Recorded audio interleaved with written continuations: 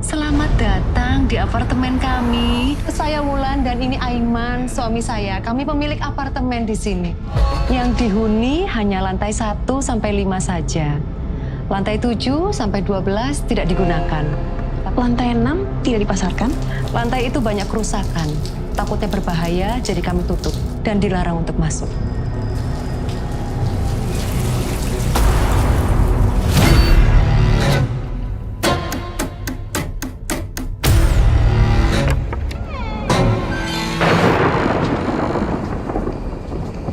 Ketang dino maghrib.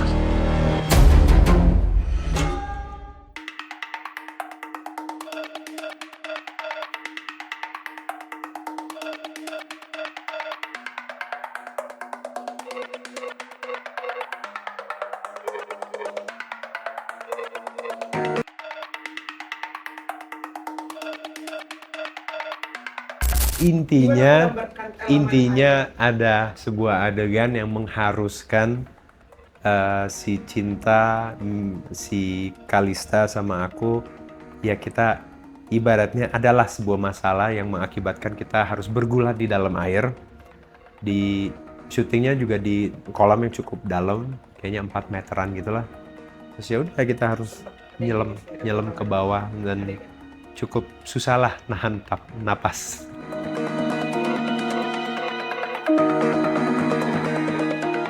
Kalau action kan ada banyaknya, ada action fighting sama ada action, ya action aja lah yang terjadi di dalam filmnya. Cukup banyak action di film ini. Ada film ini ya 5 menit, 10 menit pertama yaitu kita eksposisi ceritanya. Kita mengenalkan lah karakter masing-masing, tapi habis itu bener-bener begitu kita udah masuk ke konfliknya, udah gak ada napas lagi tuh. Pokoknya action. Ada masalah terus lah gitu, ada rintangan terus yang harus dihadapi utamanya oleh karakter Ryan, karakter aku, sama karakter Alma yang diperankan oleh Cinta. Action dalam film ini aku udah lupa, aku harus mendobrak berapa banyak pintu. Pokoknya banyak sekali pintu yang harus aku dobrak di sini. Dan kalau untuk fighting ada satu adegan fighting yang cukup rumit dan panjang. Aku kebetulan adegan fightingnya bareng sama sosok, itu boleh cerita lah ya. Ya adalah, pokoknya ada adegan fighting sama Mas Indra Brasko. Dan ya seru lah, pokoknya di situ karena satu dan lain hal, walaupun kita sudah banyak latihan dan lain-lain, tapi waktu itu sama Mas Indra, jadi aku ceritain tentang dia. Terus tadinya emang udah sengaja kasih jarak lah gitu. Terus kata sutradara, kenain dikit lah gitu kan. Terus akhirnya udah minta izin sama Mas Indra, aku kenain dikit ya, aku dorong ya gitu. Saya ya udah nggak apa-apa, aman gitu kan. Jadi udah dorong. Terus karena ada Ubin dan dia kayaknya agak hilang keseimbangan, jadi jatuhnya salah. Dan sebenarnya kalau dia jatuh lurus ke belakang tuh ada kardus-kardus aman. Tapi dia jatuh agak ke bawah, dan di bawah itu entah kenapa ada kayak kotak besi dan ujungnya tuh lumayan tajam lah gitu. Jadi ya punggungnya dia kena pas di situ. Udah bisa bayangin lah itu sakitnya luar biasa ya gitu. Jadi nggak patah, nggak apa, cuman ya ototnya dia, saraf-sarafnya itu dia jadi kaku banget, inflamasi semua lah langsung. Jadi dia langsung harus fisioterapi, harus langsung dievakuasi. Tapi aman. Kenapa? Bukan saya mengalami, tapi Bapak akhirnya aman, Pak Indra akhirnya aman. Beberapa hari setelah itu akhirnya kita syuting lagi sama dia, tapi tentunya lebih pelan dan lebih hati-hati.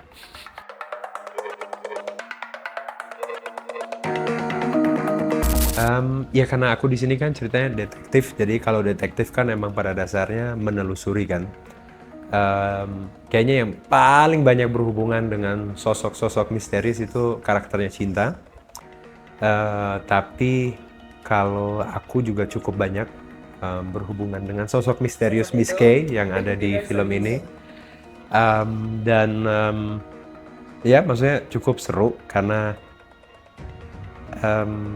ya di film ini kita cukup banyak efek-efek juga, maksudnya ada ya pintu kebuka lah, angin kenceng lah, air lah, terus ada percikan-percikan lah, inilah apalah segala. Jadi ya seru lah dengan berbagai macam efek ini gitu kita syuting, jadi dapat pengalaman baru.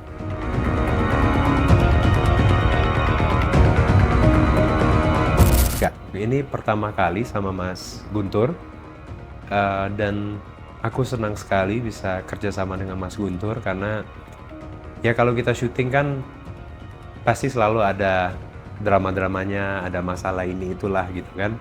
Tapi Mas Guntur benar-benar luar biasa sih, dia sebagai sutradara tenang banget. Pokoknya apapun masalah yang kita hadapi dia tenang banget, kalem sekali. Jadi akhirnya ya kita semua juga jadi tenang ya, jadi tenang dan juga kita jadi percaya dengan arahan dia, dengan visinya dia gitu.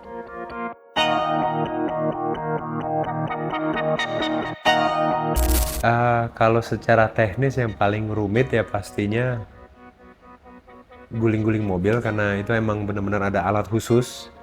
Jadi mobil bener-bener dinaikin ke alat, terus mobilnya diputer-puterin gitu. Terus ya itu cukup menegangkan, kayak kedufan gitu. Tapi nggak harus bayar, gratisan gitu. Jadi seru.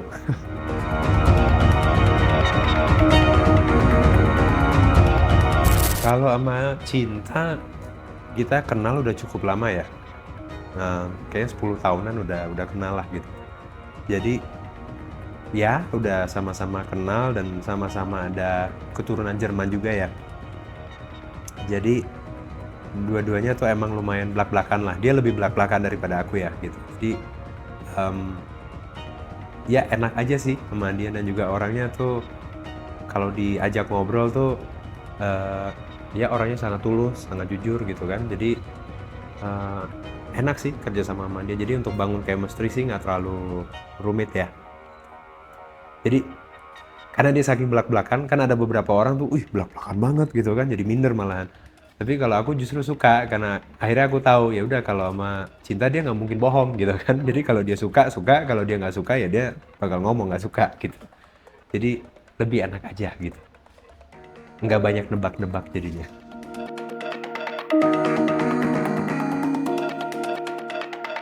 Kalau sama Cinta sih berjalan lancar aja karena kebanyakan adegan kan sama Cinta ya. Cinta orangnya sangat profesional, nyampenya selalu on time. Jadi lucunya itu karena dia selalu on time dan menjadi contoh yang baik, jadi semua orang tuh ikut on time semua gitu. Dan dia juga orangnya, karena dia juga banyak kegiatan di luar syuting ya, jadi dia selalu maunya tuh cepet gitu. Jadi aku juga seneng sih, jadi kayak syutingnya juga jadi serba cepat dan serba efisien gitu. Tapi kalau konflik enggak ya, karena dia juga sekali lagi begitu nyampe dia udah siap, jadi dia udah hafal semua. Dan biasanya kalau misalnya dibilang coba ini yuk, coba itu yuk gitu, kalau buat dia masuk akal sih dia pasti open untuk coba gitu.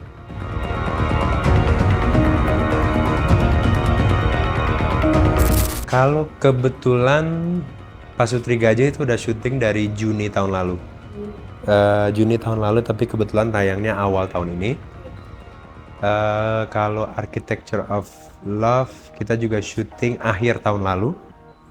Kalau Sang Pengadil tahun ini, pas Panguragan Wingit 2 juga tahun ini, dan sekarang lagi syuting sebuah film untuk tayang tahun depan.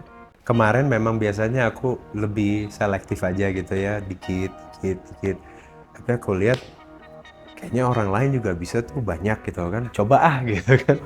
Ya udah, jadi harus menantang diri sendiri. Tapi terlihat dari sekarang suara aku begini, artinya ya badan ternyata kadang-kadang teriak juga ya gitu. Maafkan ya untuk para penonton di luar sana. Ini udah mendingan loh, kemarin tuh gila, lebih habis lagi.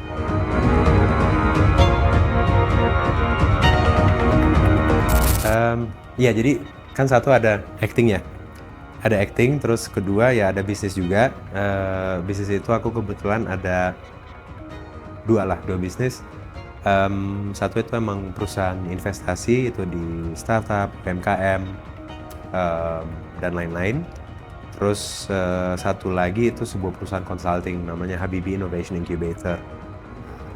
Dan di situ ya pada dasarnya kita menjadi konsultan dan membuat program dan lain-lain untuk rata-rata untuk development agency luar negeri, untuk kedutaan luar negeri juga. kedutaan luar negeri, kedutaan besar lah, kedutaan besar dari negara-negara sahabat, dan semuanya di Indonesia, dan rata-rata fokusnya kerjasama antara Indonesia dan Jerman.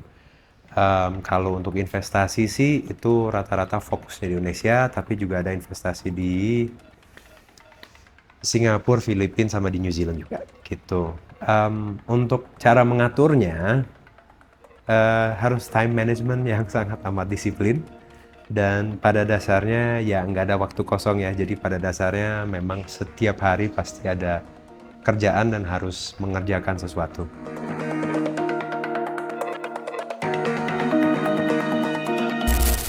Peran-peran yang pengen sih ada, cuman kalau kayak gitu kan, kalau kita cuma ngomong pengen tapi kita nggak ngapa-ngapain, ya nggak bakal datang dari langit juga kan gitu. Jadi kalau emang ada peran khusus, yang paling aman sih adalah ya either menjadi penulis skenario atau menjadi produser ya, dan mencari tim untuk akhirnya mengembangkan sebuah cerita. Aku untuk jadi produser saat ini nggak ada waktu. Jadi kemarin sempat udah ada rumah produksi dan aku sempat produser juga untuk web series, untuk iklan-iklan digital kayak gitu-gitu. Cuman akhirnya aku harus stop dari situ, aku mengundurkan diri karena ya waktu yang tersedot ke situ lumayan banyak, tapi ada banyak opportunity lain yang lebih seru gitu di luar sana. Jadi akhirnya aku fokus ke situ. Jadi saat ini sih belum ada ambisi menjadi produser lagi. Kalau sekarang untuk acting biasanya ya aku lihat dari tawaran-tawaran yang masuk itu ada apa aja sih gitu kan, dan dari situ biasanya memfilter mana nih yang seru. Kadang-kadang kalau dengar misalnya ada proyek seru ya aku juga coba ya approach ya produsernya, penulisnya atau sutradaranya dengan harapan ya siapa tahu mereka yuk bareng yuk gitu.